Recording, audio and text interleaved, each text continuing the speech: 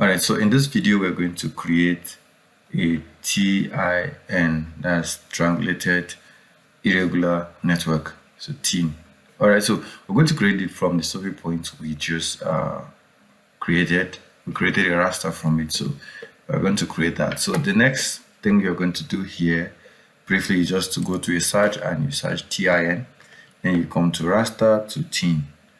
So this is from the 3D analyst because the TIN will make it look like a 3D. All right, so I'm not just going to bother, but then let's just change it. I actually do not want to change the direction of the TIN, so we just name it TIN, and then we enter and we click OK.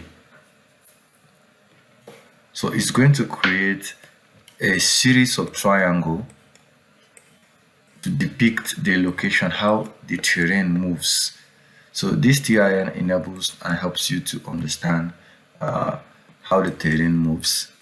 All right, so you can see that there is a series of triangles showing a depiction in the, so it's more like showing you like a 3D representation of this terrain and all that. So this is what how the TIN looks like. This is how the terrain looks like when you make a series of connected triangles, because we said that TIN is triangulated irregular network. So you can see a series of triangle